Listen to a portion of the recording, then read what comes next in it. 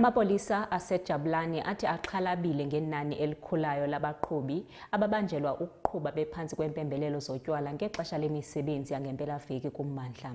Abaqhubi abaninzi babanjwe ngexesha lamaphulo okuvalwa kwendlela kunye nokujikeleza ukususela ngoLwesihlanu ebusuku ukuya kutsho kusasa ngecawe. Umphathi wesikhululo samapolisa saseJabulani, uBrigadier Lifa Tsotetsi, uyawukhalimela lo mkhwa esitsho esithi ukuqhuba usele utywala kuyaqhubeka nokubeka emngciphekweni impilo zabaqhubi, abakhweli kunye nabahamba ngenyawo. Iyaqhubeka nokuletha inkathazo eyabashayeli abashayela abazibandakanya kuphuzo oludakayo emgwaqeni yakuleli. Umphathi siteshi samaphoyisa aseJabulani uthi ke njalo ngempelasonto isibalo siyanyuka sababoshelwa lokhu.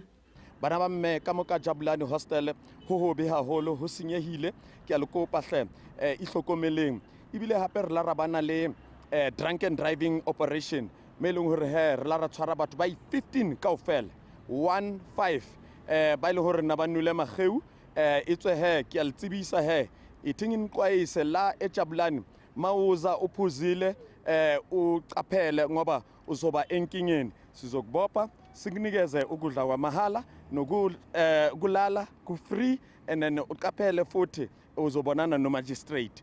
Umphathi siteshi uqhube ngokuzwakalisa ngenkinga yesigebengu ezizifihle emahostela njengoba ke ethi iningi lezibhamu ezingekho emthethweni zitholakala phakathi emahostela.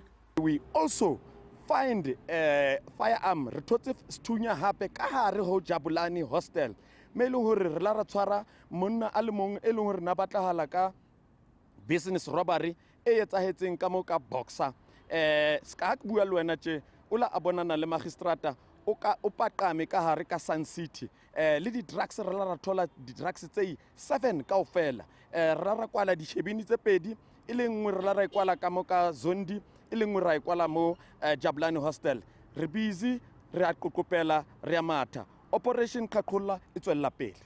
Ingalo yomthetho ibe isinxusa umphakathi ukuba ungabi ababukeli babenzi bokubi kodwa ke ubike ukuze kuzoqedwa ubugebengu obuhlalisa libhojozi imphakathi.